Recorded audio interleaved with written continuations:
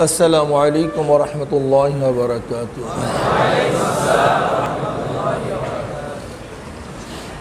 نحمد ونصلي على رسوله الكريم. أما بعد فأعوذ بالله من الشيطان الرجيم. بسم الله الرحمن الرحيم. وما خلقت الجن والإنس إلا ليعبدون. صدق الله العلي العظيم.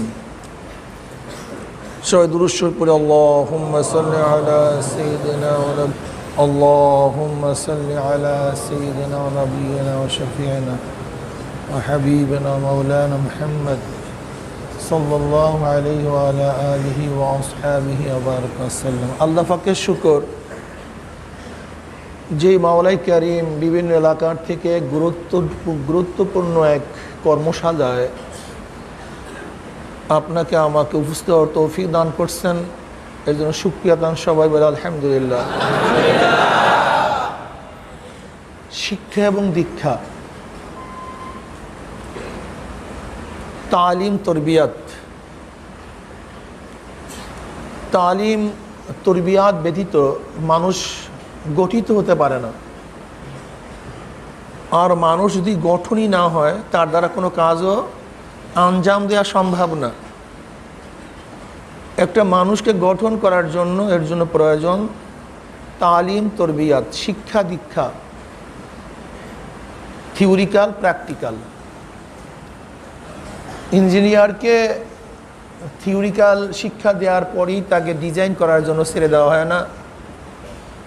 একজন ডাক্তারকে থিওরিক্যাল পড়াশোনার পরই অপারেশন করার এজাজত দেওয়া হয় না, যতক্ষণ পর্যন্ত হাতে নাতে তাকে প্র্যাকটিক্যাল শিক্ষা না দেওয়া হয়। এর জন্য তরবিয়াত রুবুবিয়াত থেকে, যেরকম আল্লাহ পাকের এক সিফাত রব সিফাতের তো মূল অর্থ অস্তিত্বহীন থেকে কোনো বস্তুকে অস্তিত্বে এনে তার প্রয়োজন মিটায়া তাকে পূর্ণতায় পৌঁছায়া দেয়। যেমন আমরা ছিলাম অস্তিত্বহীন। হাল আতা আলাল ইনসানি হিনুম মিনাদ দাহরি লাম ইয়াকুন শাইয়্যাম মাযকুরা ইন্না খালাকনাল ইনসানা মিন নুতফাতিন আমশাজিন নাবতালিহি ফাজআলনাহু সামিয়াম বাসীরা। অস্তিত্বহীন ছিলাম, আল্লাহ পাক আমাদেরকে অস্তিত্বে নিয়ে আসছেন। মার গর্ভে যে প্রয়োজন ছিল সেই প্রয়োজন আল্লাহ পাক মার গর্ভে পূরণ করেছেন। জন্ম হওয়ার পরে যে প্রয়োজন ছিল আল্লাহ পাক রব্বুল আলামিন সেই সমস্ত প্রয়োজনগুলি মিটায়া আমাদেরকে পূর্ণতা পৌঁছায়া দিচ্ছে। তারবিয়াত ঠিক তদ্রূপ গঠন করা, প্রস্তুত করা, কিভাবে একটা মানুষকে তৈয়ার করা যায়, এর জন্য তারবিয়াতের খুব প্রয়োজন আছে কি নেই? আছে। এখন বলতে পারেন যে হুজুর আমরা কিসের তরবিয়াত দেওয়ার জন্য আসছি? এ তো রাজনৈতিক তরবিয়াত। রাজনীতির প্রয়োজনটা কি? আমাদেরকে তো আল্লাহ পাক সৃষ্টি করেছেন ইবাদতের জন্য। ওমা খালাকতুল জিন্না ওয়াল ইনসা ইল্লা লিয়াবুদুন। মানুষ এবং জিনকে আমি সৃষ্টি করি নাই, করছে একমাত্র ইবাদতের জন্য। আসলে ইবাদত শব্দটার উপলব্ধি এবং বুঝ আমাদের অনেকের মধ্যে ক্লিয়ার না থাকার কারণে আমাদের মধ্যে সমস্যার সৃষ্টি হয়েছে। যে ইবাদত শব্দটার পূর্ণ বুঝ আমাদের মধ্যে থাকতো, তাহলে কারোর উপরে কারোর অভিযোগও থাকতো না, প্রশ্নও থাকতো না। আসলে মূল সমস্যা হচ্ছে ইবাদত শব্দটা বোঝার মধ্যে। ইবাদত আব্দ থেকে, আব্দ শব্দের অর্থ গোলাম। গোলাম সবসময় মালিকের অনুসরণ, তার পাবন্দি করে, আনুগত্যতা স্বীকার করে, কিন্তু তাকে পূজা করে না। এর জন্য তার কাজকে ইবাদত বলা হয় না। কিন্তু আমরা আল্লাহ পাকের গোলাম, আমরা আল্লাহ পাকের সমস্ত আহকামগুলিকে মানি এবং তার তপস্যাও করি। তার আরাধনাও করি, তার পূজাও করি। এর জন্য আমাদের কাজগুলি কি বলা হয়? ইবাদত বলা হয়। এখন রাষ্ট্র গঠন, রাষ্ট্র পরিচালনা ইবাদত কি ইবাদত না? এই প্রশ্নটা যদি আমাদের কাছে ক্লিয়ার হয়, হুকুমত, রাজনীতি, রাষ্ট্র পরিচালনা, বিচার, ব্যবসা বাণিজ্য, মুআমালাত, মুআশারাত, এগুলি কি ইসলামের মধ্যে আছে কি নাই? হুদুদ, কিসাস, এগুলি ইসলামের মধ্যে আছে কি নাই?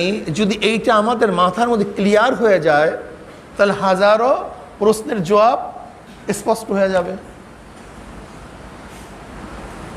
পলিটিক্যাল সায়েন্সে যারা পড়াশোনা করে, আসলে এদের মূল থিম এবং থিওরি কোনো ঐশ্বিক বাণীর থেকে সৃষ্টি হয়নি, গবেষণার ভিত্তিতে। কিসের ভিত্তিতে? এর জন্য তাদের কাছে প্রথম প্রশ্ন হলো, রাষ্ট্র সৃষ্টি কিভাবে হয়েছে? এই রাষ্ট্রটা সৃষ্টি কিভাবে হয়েছে? মানুষ তো এক সময় এরকম রাজা নিযুক্ত করতে হবে, যেই সিস্টেমে গোটা দুনিয়া চলতেছে, এই সিস্টেম এক সময় ছিল না, রাষ্ট্র ব্যবস্থাপনায় ছিল না। যাদের মধ্যে ঐশ্বরিক কোনো জ্ঞান নাই, তাদের কাছে এখন এই প্রশ্ন হওয়াটাই স্বাভাবিক যে রাষ্ট্রটা সৃষ্টি হয়েছে কিভাবে। যেরকম ডারউইন, সে ঐশ্বরিক জ্ঞানী ছিল না, এর জন্য তার কাছে প্রশ্ন হওয়াটাই স্বাভাবিক, মানুষ সৃষ্টি হয়েছে কিভাবে। আমাদের কাছে এটা কোনো প্রশ্নই না। আমাদের যারা ঈমানওয়ালা মুসলমান, তাদের কাছে যদি প্রশ্ন করেন মানুষ কিভাবে সৃষ্টি হয়েছে, সে কি জবাব দেবে? কি কথা বলেন না কেন? প্রথম কাকে সৃষ্টি করেছেন? একেবারে সহজ জবাব, কোনো যুক্তি নেই, তর্ক নেই। কিন্তু যাদের কাছে এলেমটা নাই, আল্লাহ সৃষ্টি করেছেন আদমকে, হাওয়াকে, যাদের কাছে এলেমটুকু নাই, এখন বলেন তো তাদের কাছে এই জিনিসটা কত কঠিন। এটি কিভাবে সৃষ্টি হয়েছে, তার প্রথম কি, তার দুনিয়ার সৃষ্টির ইতিহাস কি, রহস্য কি, এই পাগল হয়ে গেছে। যেহেতু তাদের কাছে মূল কোনো থিম, থট, থিওরি নাই, গবেষণা ভিত্তিক এটাকে আবিষ্কার করতে হবে। তাহলে যেহেতু মূল কোনো বস্তু না থাকলে গবেষণার ভিত্তিতে যদি আবিষ্কার করতে হয়, তাহলে মানুষের গবেষণা এক হয় না ভিন্ন হয়? কোনোদিন এক হয় না, ভিন্ন হয়। কাজে বাস মানুষ সৃষ্টি ইতিহাস নিয়ে তাদের মধ্যে ভিন্নতা সৃষ্টি হয়েছে। এইবার শুরু হয়েছে, ডারউইন বলতেছে কিভাবে সৃষ্টি হয়েছে, তাহলে জগৎ সৃষ্টি হয়েছে, দুনিয়া সৃষ্টি হয়েছে এইভাবে যে আলোর খণ্ডর থেকে পানির সৃষ্টি, পানির মধ্যে ঢেউয়ের সৃষ্টি, ঢেউয়ের মধ্যে ফেনার সৃষ্টি, ফেনার মধ্যে পোকার সৃষ্টি, পোকার থেকে ব্যাঙের সৃষ্টি, ব্যাঙের থেকে বানরের সৃষ্টি, বানর দীর্ঘদিন পর্যন্ত পরিবর্তন হয়ে বিবর্তনবাদ, লাফাতে লাফাতে লেজ পড়ে পশম উঠে মানুষ হয়ে গেছে। এটা মিলাতে হবে তো, যেহেতু সে জীববিজ্ঞানী, জীব কিভাবে সৃষ্টি হয়েছে তাকে একটা সমাধান দিতে হবে। এর জন্য সে গবেষণা করে এই বিবর্তনবাদের থিওরি আবিষ্কার করে গোটা দুনিয়ার মানুষের মাথা খারাপ করে দিয়েছে। যাদের মধ্যে ঐশ্বরিক জ্ঞান নাই, তাদের মধ্যে এই এলেম, এই জ্ঞান দিয়ে দিয়েছে যে মানুষ আল্লাহর থেকে না, মানুষ মানুষ থেকে না, মানুষ জানোয়ারের থেকে। ঠিক যাদের কাছে ঐশ্বরিক জ্ঞান নাই, যদি তাদের কাছে প্রশ্ন করেন যে রাষ্ট্র কিভাবে সৃষ্টি হয়েছে, তখন এই চিন্তা করা শুরু করছে। সোশ্যাল ওয়ার্ক, রাষ্ট্র সৃষ্টির প্রথমে কি? Social work. প্রথম ছিল ন্যাচারাল স্টেট, এই দুনিয়ার ন্যাচারাল স্টেট ছিল। এই রাষ্ট্র বলতে কিছুই ছিল না, যার যার মতো সে চলাফেরা করত, যার যার মতো চলাফেরা করত। এরপর কি হয়েছে? Social work. মানুষ সামাজিক বন্দির মাধ্যমে নিজেদের উপরে একটা কর্তা সৃষ্টি করেছে, কর্তা সৃষ্টি করেছে। যে কেন সৃষ্টি করেছে? মানুষের নেচার হলো, মানুষের স্বাভাবিক অভ্যাস হলো নিজেকে প্রাধান্য দেয়া, নিজেকে প্রাধান্য দেয়া। আর নিজেকে প্রাধান্য দিয়ে যদি মানুষ চলতে চায়, তাহলে আরেকজনের সাথে ঝগড়া হওয়াটাই স্বাভাবিক। যখনই ঝগড়া সৃষ্টি হয়েছে, মিটাবে কে? এর সমাধান কি করবে? তখন তাদের ঝগড়া বিবাদ নিরসনের জন্যই তাদের মধ্যে পরিকল্পনা সৃষ্টি হয়েছে যে না, আমাদের মধ্যে একজন শাসক বা একজন নেতার প্রয়োজন। এই সোশ্যাল ওয়ার্ক, সামাজিক বন্ধনের ভিত্তিতে তারা ছোট্ট একটা রাষ্ট্র গঠন করে। এইটি হলো রাষ্ট্রের প্রথম রূপরেখা। এটা হলো রাষ্ট্রবিজ্ঞানীদের মূল থিওরি। তার সোশ্যাল ওয়ার্কের মধ্যেই দুইটা জিনিস সৃষ্টি হয়েছে। একটা হলো সোশ্যাল ওয়ার্কের মাধ্যমে যেরকম এক ব্যবস্থাপনা, যার মধ্যে এক নেতা থাকবেন, তার আনুগত্য সৃষ্টি হবে, তার কথা আমরা মানব, সে যেইভাবে আমাদেরকে নির্দেশ করবে সেই নির্দেশ অনুযায়ী আমরা চলবো। এর মধ্যে আর এক সিস্টেম চালু হয়ে গেছে, স্বেচ্ছাচারতন্ত্র। কি তন্ত্র ভাই? স্বেচ্ছাচারতন্ত্র। তার সোশ্যাল ওয়ার্কের মাধ্যমেই দুইটা নীতি আদর্শ একই সাথে বাস্তবায়ন হয়ে গেছে। এটা হলো তাদের মূল থিম এবং থিওরি। এখন তাদের বলতেছি রাষ্ট্রটা সৃষ্টি হওয়ার তো একটা পদ্ধতি, কেউ বলছে সোশ্যাল ওয়ার্ক, আর কেউ কেউ বলতে চায় না, রাষ্ট্র সৃষ্টি হয়েছে বল প্রয়োগের মাধ্যমে। কিসের প্রয়োগের মাধ্যমে? বল প্রয়োগ নীতি।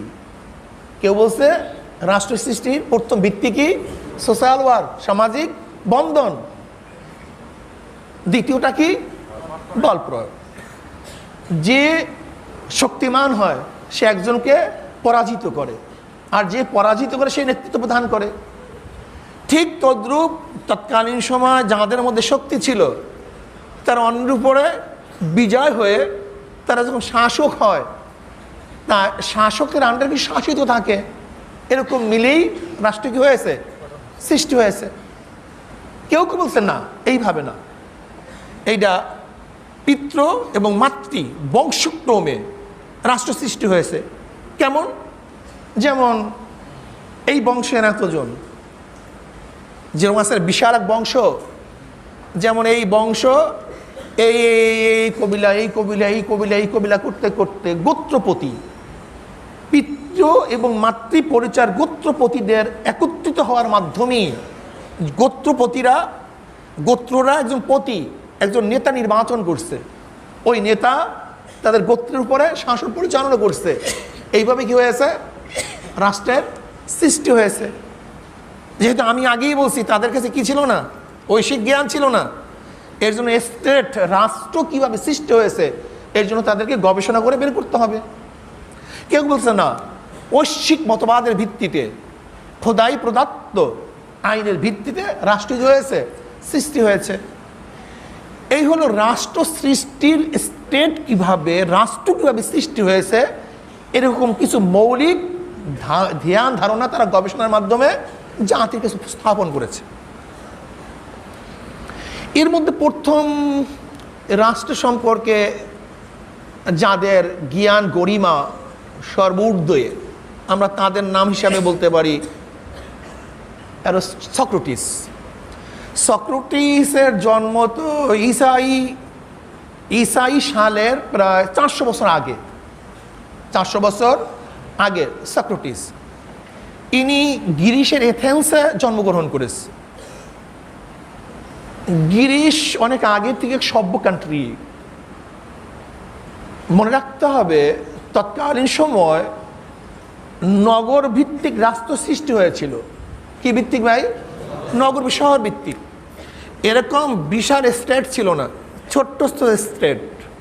গ্রিসের এথেন্সে এক স্টেট ছিল। তৎকালীন সময় সেই এথেন্সের যে সরকার পরিচালনা করছে, সেখানে লোক সংখ্যা ছিল মাত্র 10,000 বা তার চেয়ে কম বেশি। এইটা একটা রাষ্ট্র। পাশে আর এক নগর যেখানে লোক আছে 2,000, সেটা একটা রাষ্ট্র। পাশে এক ছোট্ট নগর যেখানে লোক আছে 300, সেটা একটা রাষ্ট্র। তাহলে সক্রেটিস জন্মগ্রহণ করেছে ঈসাই সালের 400 বছর আগে গ্রিসের এথেন্সে। সেই প্রথম এই রাষ্ট্র ব্যবস্থা সম্পর্কে এবং প্রচলিত ধ্যান ধারণা আদর্শের বিপরীতে কিছু বক্তব্য এবং থিম থিওরি তিনি প্রচার করছেন। যে থিম থিওরি তৎকালীন সময় বাদশাহ এবং জনগণের মতে কি ছিল? বিরোধী ছিল, খেলাফ ছিল, উল্টা ছিল। এই থিম থিওরি কে আবিষ্কার করছে? সক্রেটিস। সক্রেটিস। এই কারণে তার বিরুদ্ধে রাজার কাছে নালিশ গেছে, মামলা দায়ের হয়েছে, রাজা তাকে ডাকছে, বন্দি করছে। যেহেতু সক্রেটিস নতুন এক থিম থিওরি অ্যাপ্লাই করার কারণে তার কিছু ভক্ত সৃষ্টি হয়েছে, যেহেতু যুক্তিসঙ্গত কিছু থিম থিওরি দেওয়ার কারণে তার কিছু ভক্ত সৃষ্টি হয়েছে। এখন জেলখানার যে জেলার ছিল সে তার ভক্ত ছিল। সে বলতেছে, আপনি যে নগরীর মধ্যে আছেন, দেশের মধ্যে আছেন, আপনাকে রাজা অ্যারেস্ট করেছে, কিন্তু আমরা আপনাকে এখান থেকে বের হওয়ার সুযোগ করে দিচ্ছি। আপনি ইচ্ছা করলে এখান থেকে বের হয়ে যেতে পারেন, অন্য নগরে গিয়ে বসবাস করেন। তাহলে এই রাজার হুকুমতের বাইরে যদি চলে যান, তাহলে রাজা আপনাকে কি করতে পারবে না? হত্যা করতে পারবে না, ফাঁসি দিতে পারবে না। কিন্তু সক্রেটিস কি বলতেছে? সক্রেটিস বলতেছেন, না, আমি একটা কমিটমেন্টের আওতায়, আমি একটা ওয়াদাবদ্ধ এই হুকুমাতের সাথে, এই ক্ষমতার সাথে, এই আইনের সাথে।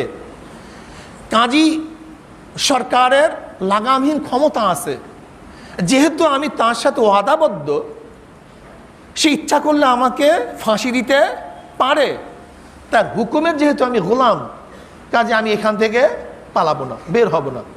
তৎকালীন সময় কাউকে যদি ফাঁসি দেওয়া হতো, তার নিয়ম ছিল তাকে বিষ পান করানো হতো। তার সক্রেটিসকে যখন বিষ দেওয়া হয়েছে, সে নিজের সন্তুষ্টি চিত্তে সেই বিষ গিলে ফেলেছেন এবং মারা গেছে। এই সক্রেটিসের থিওরি ছিল বল প্রয়োগ, মানে যার বল থাকবে, শক্তি থাকবে, সে কি হবে? শাসক হবে। কাজে যেহেতু রাজার কি আছে?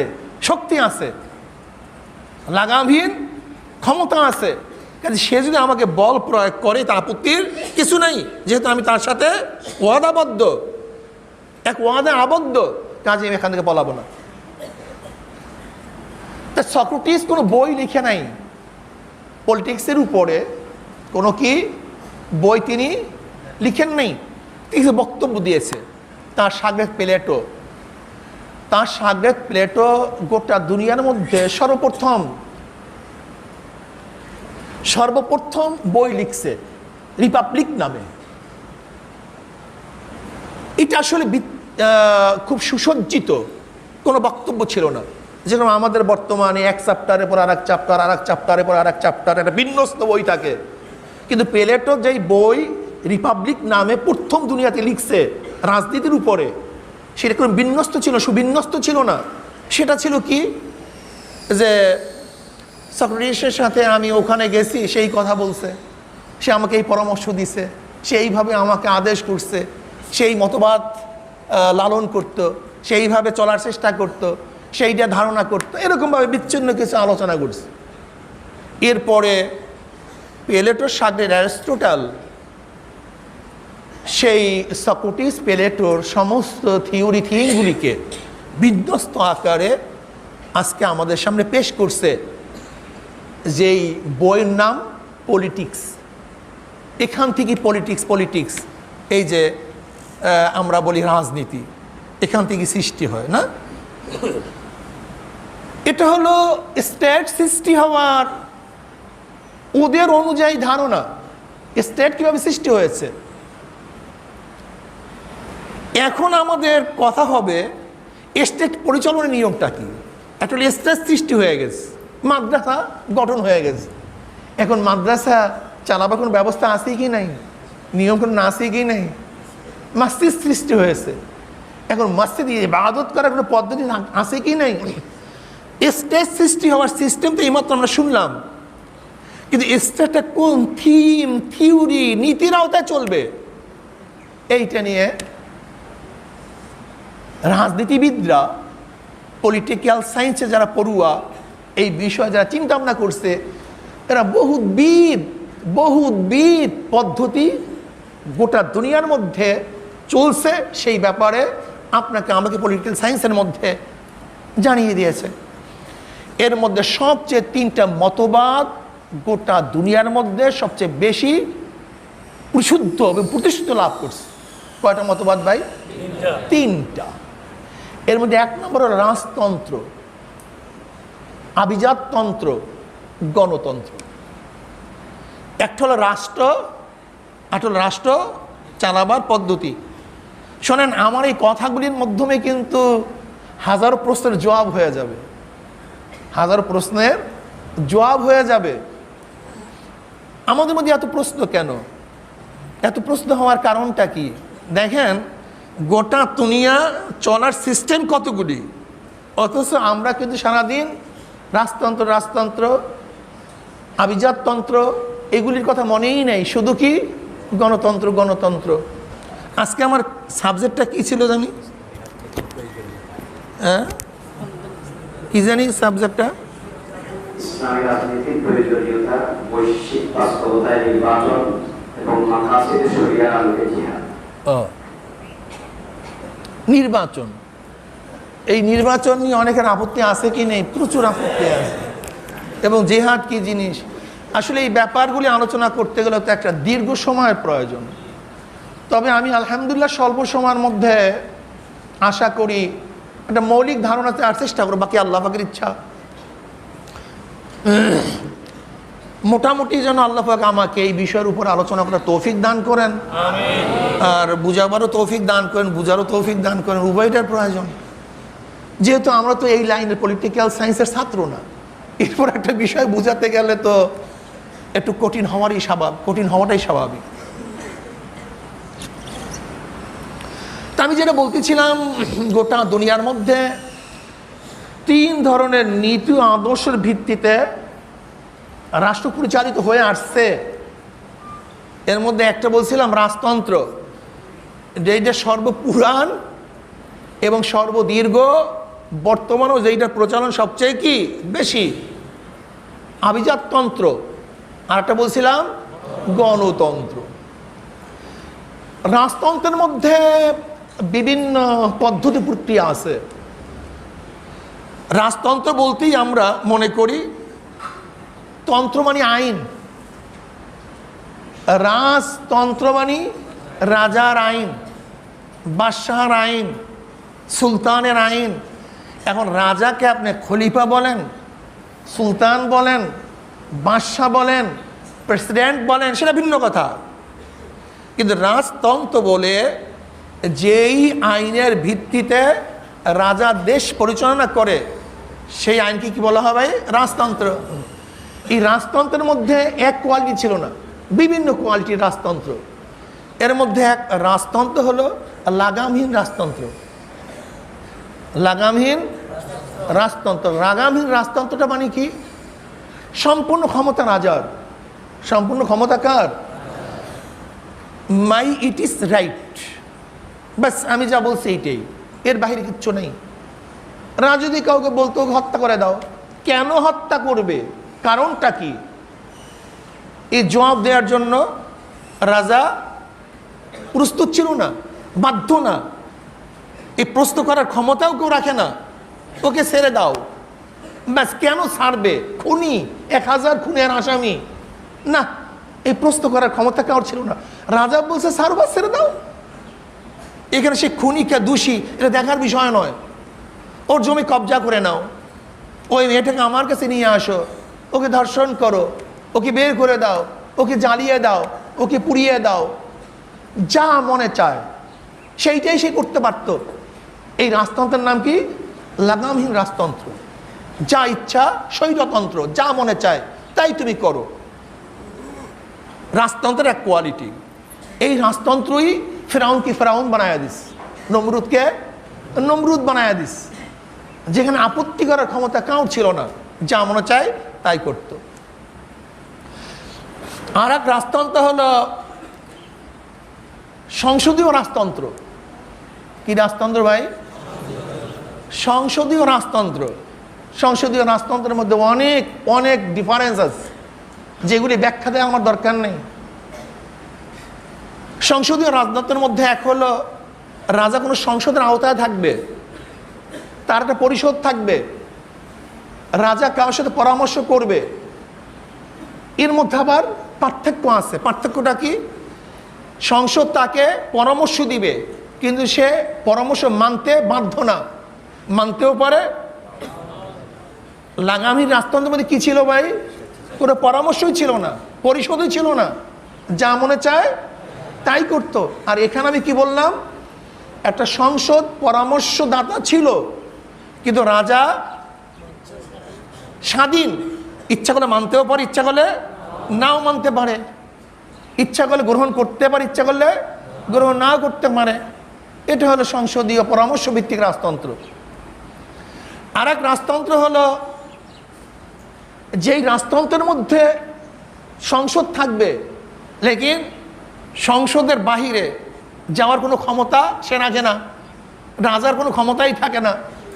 যেরকম ইংল্যান্ডের রানী রাজা, সেই দেশের প্রধান, লেকিন রানীর কোনো ক্ষমতা নেই, ভ্যালুলেস। অর্থাৎ সংসদ যা পাশ করবে তার উপরে সে দস্তখত করতে বাধ্য। এমনকি রানী এলিজাবেথ থেকে এরকমও কথা বক্তব্য আছে, আমি জানি এই আইনটা ঠিক নয়, তারপর আমি দস্তখত করে দিলাম, মানে তার কোনো ক্ষমতাই নেই, ভ্যালুলেস। তা আমি কি বললাম, রাজতন্ত্রের মধ্যে এক হলো লাগামহীন ছিল, আর একটা হলো সংসদীয় রাজতন্ত্রের মধ্যে কিছুটা বাইন্ডিং ছিল। আর একটা সংসদের কথা কি বললাম, যেখানে রাজার কোনো ক্ষমতাই নেই, ক্ষমতাহীন, ভ্যালুলেস। তাহলে দেখেন, রাজতন্ত্রের মধ্যে এক কোয়ালিটি না, বিভিন্ন কোয়ালিটি। আর একটা হলো ধর্মভিত্তিক রাজতন্ত্র। ধর্মভিত্তিক রাজতন্ত্র অর্থাৎ রাজা ধর্ম অনুযায়ী দেশ পরিচালনা করবে। এখানে একটু ব্যাখ্যা না দিলেই নয়। আসলে বর্তমান পলিটিক্যাল সায়েন্স যেখান থেকে সৃষ্টি হয়েছে, এই যে আজকে সেকুলার লিবারেল ডেমোক্রেসি, এই সেকুলারিজম লিবারেল ডেমোক্রেসি যেখান থেকে সৃষ্টি হয়েছে, এর মূল কারণটা কি? এই মূল কারণ সম্পর্কে যদি আমরা জানি, তাহলে আমাদের কাছে বহুত কথা স্পষ্ট হয়ে যাবে, অনেক থিওরি স্পষ্ট হয়ে যাবে। থিওক্রাসি গ্রিক শব্দ, থিও মানে স্রষ্টা, ক্রাসি মানে কর্তৃত্ব। থিওক্রাসি মানে স্রষ্টার কর্তৃত্ব। থিওক্রাসি মানে ভাই স্রষ্টার কর্তৃত্ব, অন্য কার কর্তৃত্ব চলবে না, চলবে কার কর্তৃত্ব? স্রষ্টার কর্তৃত্ব। এখন স্রষ্টার কর্তৃত্ব চালাবার জন্য প্রয়োজন কি? স্রষ্টার আইন।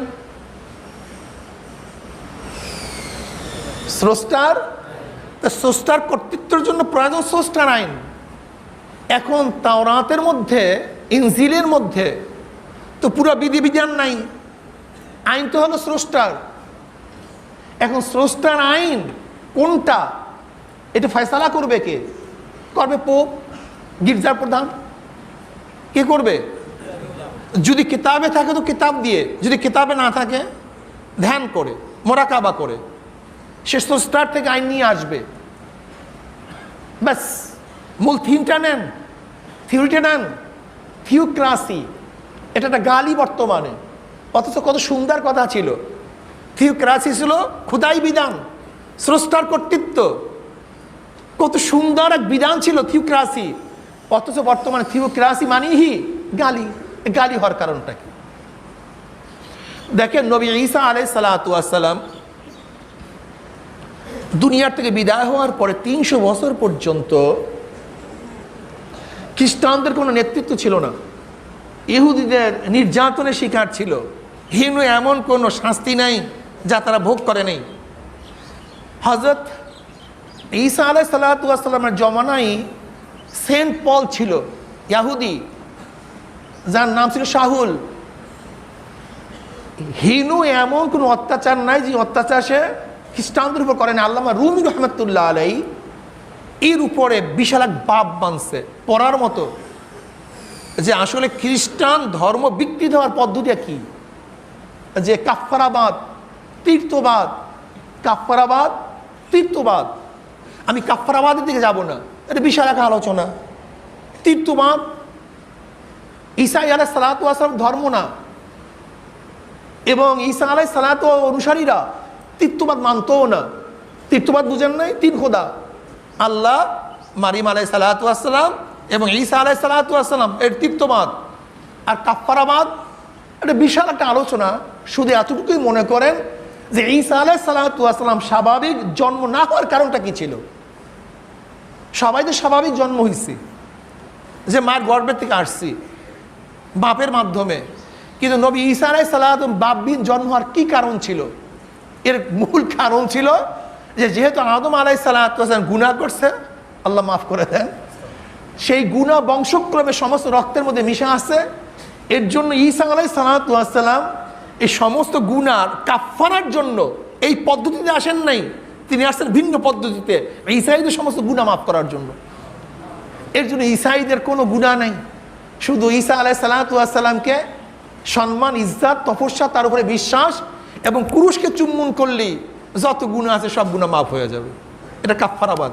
এটা প্রথম এই সেন্ট পল এইটার মধ্যে ঢুকাইয়া দিস। এটা ছিল ইয়াহুদি, কিন্তু ইহুদিদের মধ্যে বিভক্তি করার জন্য এক ইয়াহুদি, এক বাদশা খ্রিস্টানের মধ্যে ঢুকাইয়া দিস। আল্লামা রুমি রহমতুল্লাহের ঘটনার মধ্যে আনছেন যে খ্রিস্টানদেরকে ওই বাদশা যতই অত্যাচার অবিচার করুক না কেন, কিন্তু কোনো অবস্থাতেই খ্রিস্টানদের ঈমান নষ্ট করতে পারছিল না। তখন বাদশা চিন্তা করছে, এত অত্যাচার অবিচার করি, জ্বালাইয়া দেয়, পোড়াইয়া দেয়, হত্যা করি, তারপর ঈমান ছাড়ে না। তখন তাকে বলা হয়েছিল ঈমান এমন এক সুপ্ত জায়গায় অবস্থান করে যেখানে কোনো জিনিস বুঝতে পারে না। কলবের এমন এক সুপ্ত জায়গায় ঈমান অবস্থান করে যেখানে তলোয়ার, আগুন, হত্যা, অবিচার, নির্যাতন বুঝতে পারে না। কাজে আপনি তাদেরকে যতই হত্যা অবিচার করেন না কেন, তারা কোনোদিন তাদের ধর্ম ছাড়বে না। তা কি করা যায়? আমাকে অনুমতি দেন, আমাকে অনুমতি দেন, আমি এর মধ্যে পার্থক্য সৃষ্টি করে দেই। এবার এই সেন্ট পল বলতেছে, আমি দামেস্কের পথের থেকে আসার সময় হঠাৎ আমার কাছে এক নূর ঝলকিত হয়েছে এবং আমাকে ডাক দেয়, সাউল তুমি আমাকে কষ্ট দাও কেন? তার মানে হলো, এই হলো ঈসা। যেহেতু আমি ঈসাই ধর্মের উপরে অত্যাচার বিচার করি, এর জন্য ঈসা আলাইহিস সালাতু ওয়াস সালাম রাগান্বিত, আমাকে তার ধর্মের দিকে দাওয়াত দিয়েছেন, আমি এর জন্য খ্রিস্টান ধর্ম গ্রহণ করেছি। বাস এরপরে এ বিশাল পণ্ডিত ছিল। মনে রাখতে হবে, কোনো জিনিস ভালো পথে চালাবার জন্য পণ্ডিতের প্রয়োজন, আর কোনো জিনিস ধ্বংস করার জন্য পণ্ডিতের প্রয়োজন। সবসময় মনে রাখবেন, কোনো জিনিস তার মানজিলে মাকসাদে পৌঁছাবার জন্য জ্ঞানীর প্রয়োজন, আর কোনো জিনিসকে ধ্বংস করার জন্য জ্ঞানের প্রয়োজন। এই সেন্ট পলের মতো জ্ঞানী ব্যতীত খ্রিস্টানকে ধ্বংস করা যায় না। ঠিক লামাজিবদের মধ্যেও, এই লামাজহাবিদের মধ্যেও কিছু জ্ঞানী আছে, এই জ্ঞানী থাকার কারণেই ধর্মকে ধ্বংস করতেছে। এই কথা আজকে বলবো না, তাহলে অন্যদিকে চলে যাবে, শুধু একটু ইঙ্গিত দিয়ে রাখলাম। যেরকম এই সেন্ট পল ঢোকার মধ্যে ইহুদিদের মধ্যে 12টা গোষ্ঠী হয়েছে, ইখতিলাফ সৃষ্টি করেছে, ঠিক আজকেও লামাজহাবিরা আমাদের মধ্যে শুধু ইখতিলাফ। দেখেন না কয়েকদিন আগে মসজিদে আজান নিয়ে ইখতিলাফ করে মানুষ নিহত হয়েছে, এর পিছনে কারা? ওই লামাজহাবিরা। যাই হোক, এবার সেন্ট পল কি হয়ে গেছে? ধর্মগুরু হয়ে গেছে। এ তৃতীয়বাদের আবিষ্কার করছে, এ কাফফারাবাদের আবিষ্কার করছে। এখন খ্রিস্টান ধর্ম সেই আগের মতো নাই। এর মধ্যে রোমের কনস্টেবল, সে একে বড় কনস্টেবল বলা হয় এবং প্রথম কনস্টেবল বলা হয়। যে রোমের কি ছিল? রাজা ছিল, বাদশা ছিল। সে কি হয়ে গেছে? খ্রিস্টান ধর্ম গ্রহণ করেছে। খ্রিস্টান ধর্ম গ্রহণ করার পরে এখন রাষ্ট্রের উপর থিওক্রাসি। কোন থিওক্রাসি? খ্রিস্টান থিওক্রাসি। মানে খ্রিস্টান অনুযায়ী দেশ পরিচালিত হবে। আর খ্রিস্টানদের কিতাব কি ছিল? ইনজিল। আর ইনজিলের মধ্যে হুদুদ, কিসাস, রাষ্ট্র পরিচালনার ব্যাপক কোনো অধ্যায় ছিল না। ইনজিল একটা পরিশিষ্ট ছিল তাওরাতের।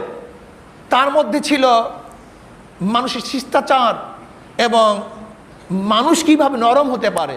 এমনকি খ্রিস্টানদের মধ্যে ইনজিলের মধ্যে এমনও কথা আছে, যদি কেউ থাপ্পড় দিয়ে বসে তাহলে তুমি আর এক গাল পেতে দাও, যেন আর একটা থাপ্পড় দিয়ে সে আনন্দ উপলব্ধি করতে পারে। বিচার করতে যাও না, তোমাকে কেউ গালি দেয়, ভালো কথা বলে তার থেকে বিদায় হয়ে যাও। এটা ইনজিলের থিওরি। সেখানে কেসাস বলতে কিছু ছিল না। তার রাষ্ট্র পরিচালনার জন্য হুদুদের প্রয়োজন আছে কি নেই? কেসাসের প্রয়োজন আছে কি নাই? ইনজিলের মধ্যে অনুপস্থিত। অথচ দেশ চলবে খোদাই বিধান অনুযায়ী। এখন খোদাই বিধান কে সৃষ্টি করবে? পোপ, যে হলো গির্জার প্রধান। এখন গির্জার প্রধানও এক বাদশা, যেহেতু সে আইন প্রণয়ন করে, আইন সাপ্লাই দেয়, আর আইন প্রয়োগ করে কে? রাষ্ট্রের যে প্রধান সে। এখন যখনই গির্জার প্রধান খোদাই বিধান অনুযায়ী আইন প্রণয়ন করতে পারে না, আইন চাওয়া হয়, তখন সে কি করে? মোরাকাবা করে। মোরাকাবা কোথায় করে? নিয়ম হলো যে এক খোলা ময়দানে গিয়ে তারা মোরাকাবা করতো তাবুত টানিয়ে। এবং সাধারণত এই তাদের তপস্যা করার সময়টা নির্ধারণ করা হতো যখন ওটা আকাশে মেঘ, যদি আকাশে মেঘের সময় বিজলি চমকায়া যাইতো তাহলে তখন কথাই নাই। তারা মনে করতো আল্লাহর নূর ওহি চলে আসছে, ইলহাম চলে আসছে, কাজী এইটা হলো খোদাই বিধান। অথচ খোদাই বিধান না, নিজের বিধানকে যখন খোদাই বিধান হিসেবে চালিয়ে দেওয়া হয় তখন সংঘর্ষ হবে কি হবে না? এখন রাষ্ট্রের সাথে গির্জার কি হয়ে গেছে? বিভেদ সৃষ্টি হয়ে গেছে। রাষ্ট্র বলে এক, গির্জা বলে আর এক, গির্জা বলে এক, রাষ্ট্র বলে আর এক।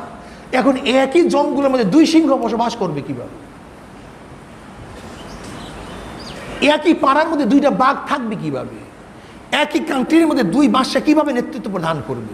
সারাদিন সংঘর্ষ লেগে থাকে। এখন গির্জার মোকাবেলাও কেউ করতে পারে না, গির্জার বিরুদ্ধে কেউ কথাও বলতে পারে না। যদি গির্জার বিরুদ্ধে কেউ কথা বলে তার উপরে এমন কোনো অত্যাচার নাই, অবিচার নাই যা করা হয় না, এমনকি জ্বালিয়ে দেওয়া হইতো। এই মানুষের গির্জার উপরে আস্তে আস্তে ঘৃণা সৃষ্টি হতে শুরু করছে, ঘৃণা সৃষ্টি হতে শুরু করছে। এমন গির্জার কোনো লোক ব্যতীত সাধারণ মানুষের তাওরাত পড়ার কোনো অনুমতি ছিল না, ইনজিল পড়ার কোনো অনুমতি ছিল না, ব্যাখ্যা করার কোনো অনুমতি ছিল না, তর্জমা করার কোনো অনুমতি ছিল না। যেহেতু সাধারণ মানুষ এ সম্পর্কে কিছুই জানতো না, পোপের কাছে দায়িত্ব। এখন পোপ যা বলবে সেইটাই কি আইন। এখন অবস্থাটা কি সৃষ্টি হয়েছে বলেন তো? এখন চিন্তা করতে খোদাই বিধান এত জালেম, খোদাই বিধান এত খারাপ, খোদাই বিধান মানুষকে এত অত্যাচার করে, খোদাই বিধান এত দুর্বল। এই আস্তে আস্তে আস্তে আস্তে আস্তে আস্তে আস্তে যারাই গির্জার বিরুদ্ধে কথা বলতো তারা হঠিক বলে তাদেরকে ফাঁসি দিত, হত্যা করতো, চামড়া উঠে ফেলাইতো, এমনকি ক্ষুধার্ত অবস্থায় তাদেরকে মারা হতো, রৌদ্রের মধ্যে বেঁধে রাখা হইতো, রৌদ্রের তাপে না খেয়ে এইভাবে মারা যেত, এত অত্যাচার বিচার করতো। আচ্ছা বলেন তো, খোদাই বিধান যদি মানুষের উপরে এত অত্যাচার অবিচার করে তখন খোদাই বিধানের উপরে মানুষের আস্থা হয় নাকি ঘৃণা সৃষ্টি হয়? এই যে থিওক্রাসির বিরুদ্ধে যে ঘৃণা সৃষ্টি হয়েছে, এটা ইসলাম মুসলমানের থিওক্রাসির উপরে নয়, কোরআন ও হাদিসের থিওক্রাসির উপরে নয়, এটা সৃষ্টি হয়েছিল এই পোপদের বানানো থিওক্রাসির উপরে। এখন কি করতে হবে? এখন গবেষকরা চিন্তা করতেছে যে এখন আমরা কি করা চাই। এর মধ্যেই 1500 শতাব্দী পর্যন্ত তো ওই ধারণায় চলতে ছিল রাষ্ট্র কিভাবে গঠন হয়েছে, যে সোশ্যাল ওয়ার্ক এবং স্বেচ্ছাচারতন্ত্র, একই থিমের মধ্যে দুইটা থিম। এর মধ্যে ফ্রান্সের মধ্যে জন্ম হয়েছে টমাস হোবাস, লক এবং রুশো। টমাস হোবাস এবং লক তাদের একই থিওরি ছিল। থিওরিটা কি? সোশ্যাল ওয়ার্কের মধ্যে রাষ্ট্র গঠন হয়েছে, কিন্তু রুশো বলতেছেন না, এটা হয় না, এটা না। রাষ্ট্র সৃষ্টি হয়েছে কিভাবে? রাষ্ট্র সৃষ্টি হয়েছে জনগণের ঐক্যমতার ভিত্তিতে।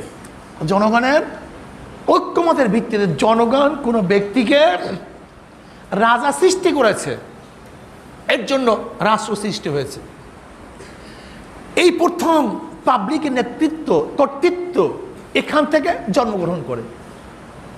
এখান থেকে নত সক্রেটিসও কিন্তু বল প্রয়োগ তন্ত্রের প্রবক্তা এবং স্বীকৃতদাতা।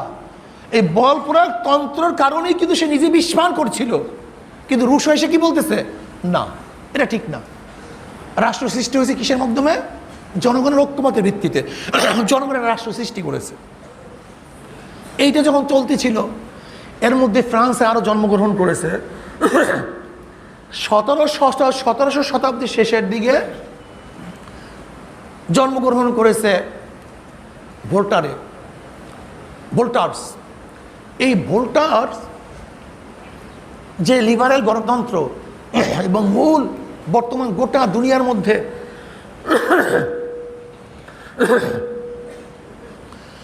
দুনিয়ার মধ্যে যেই থিম এবং থিওরি চলতেছে, এর মূল প্রবক্তা কারা? ভোল্টেয়ার।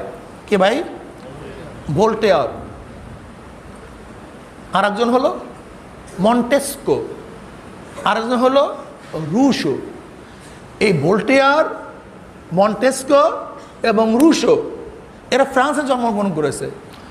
মন্টেস্কো, ভোল্টেয়ারের তো জন্মের কথা এইমাত্র আমি বললাম যে 1700 শতাব্দীর শেষে জন্মগ্রহণ করেছে, 18 শতাব্দী সে মারা গেছে।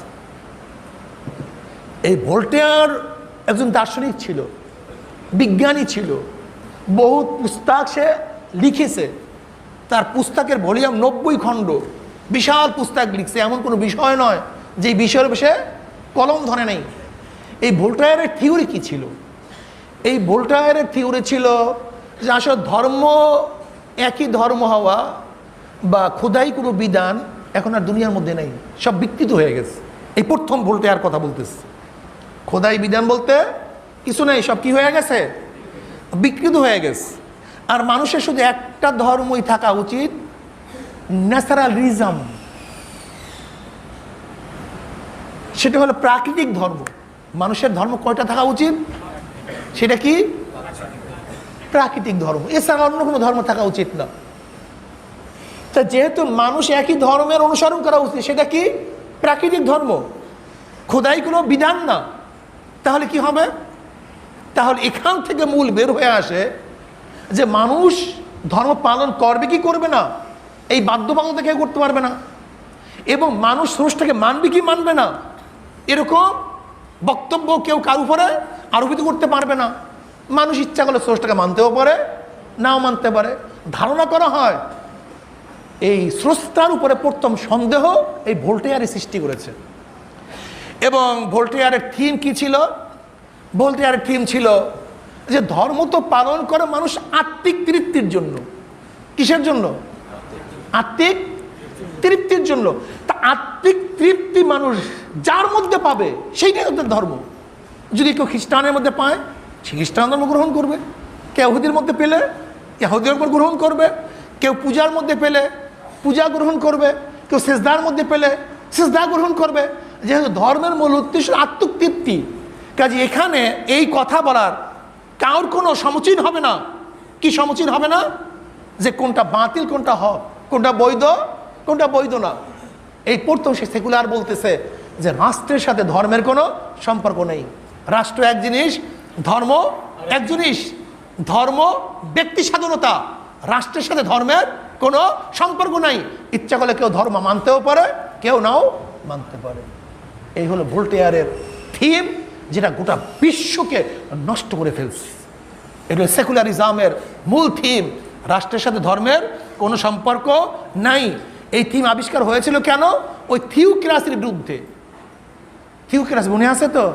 গির্জা মন্দিরের এবং পোপদের জুলুম অত্যাচারের ভিত্তিতে মানুষ ধর্মের উপরে বীতশ্রদ্ধা হয়ে তাদের মাথার থেকে এই সমস্ত জিনিস আবিষ্কার হয়েছে যে এই বালাকে যতক্ষণ পর্যন্ত রাষ্ট্রের থেকে না ছড়ানো যাবে ততক্ষণ পর্যন্ত আমরা কেউ শান্তিতে থাকতে পারবো না, বসবাস করতে পারবো না।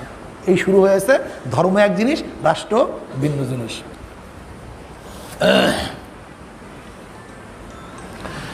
মন্টেস্কিউর থিওরি কি ছিল?